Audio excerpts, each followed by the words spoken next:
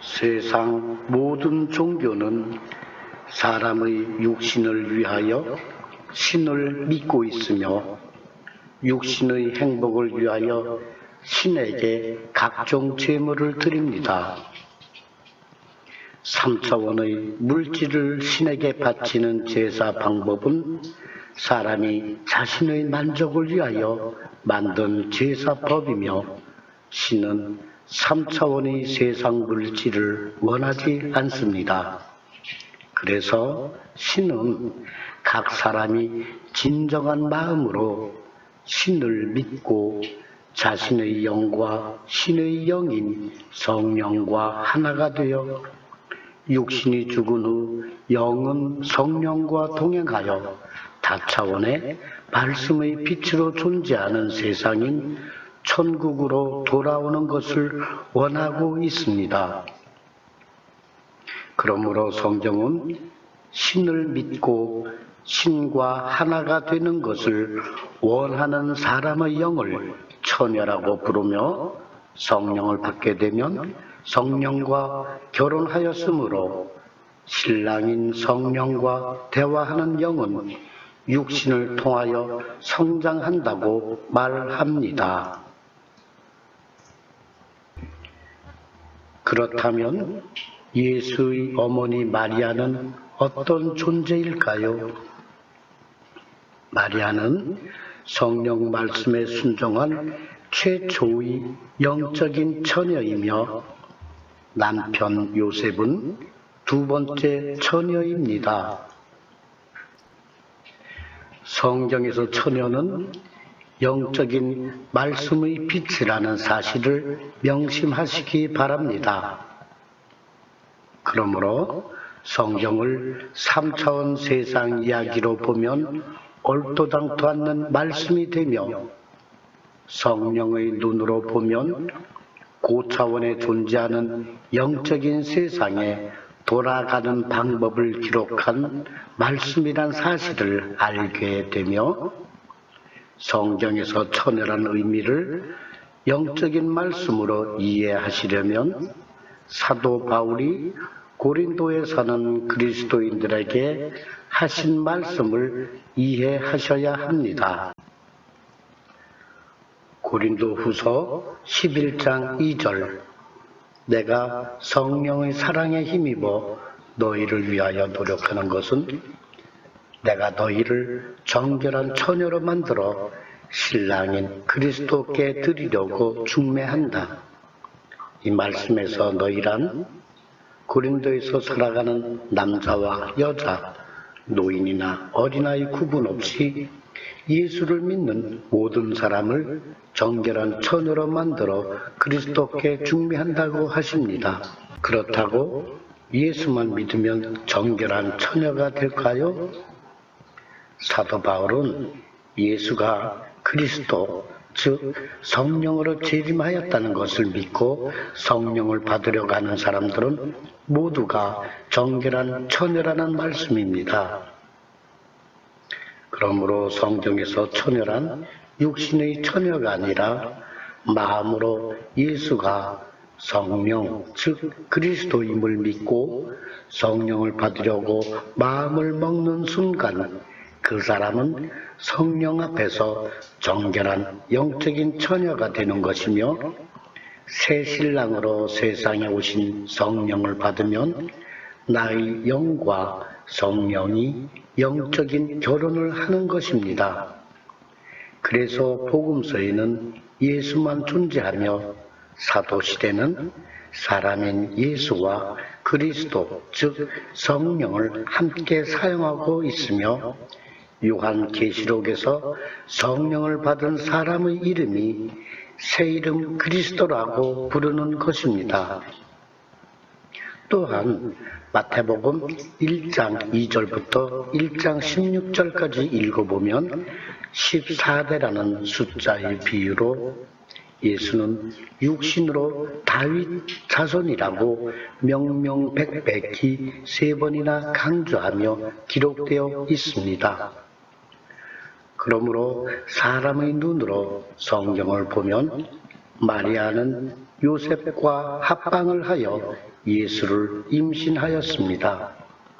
만일 마리아가 다윗의 후손 요셉과 합방하지 않았다면 예수는 다윗 자손이 될 수 있을까요?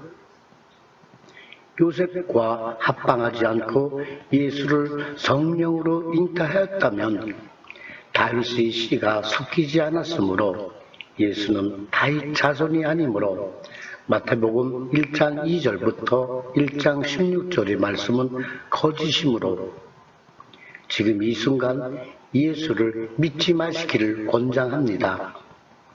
그러나 성경은 물질적 3차원 세상과 영적인 다차원의 세상 말씀이 함께 존재한다는 사실을 알게 되면 예수는 마리아와 요셉의 합방으로 인하여 태어났으므로 마리아는 육신의 3차원 세상에서는 처녀가 아닙니다. 그러나 성령의 눈으로 보면 마리아는 처녀로 예수를 임신하였습니다. 그렇기 때문에 예수께서 마태복음 22장 45절을 통하여 유다인에게 다윗이 그리스도를 주님이라고 불렀는데 그리스도가 어떻게 다윗의 자손이 되겠느냐라고 말씀하셨습니다. 이 말씀은 마태복음 1장 20절 야곱은 마리아의 남편 요셉을 낳았으니 마리아에게서 그리스도라 칭하는 예수가 태어났다 라는 말씀을 완전하게 부정합니다. 예수는 다윗 자손이 아니라고 강력하게 부인하는데 이렇게 서로 다른 말씀이 존재하는 이유는 모세율법의 이스라엘 왕 다윗의 후손 요셉과 마리아의 육신을 통하여 왔지만 영은 모세율법을 떠나 성령 말씀에 순종하여 성령 앞에서 처녀가 된 마리아와 요셉의 영을 통하여 성령으로 왔으므로 성령이신 예수의 육신은 모세율법 다윗 후손이지만 영은 아니라는 말씀입니다.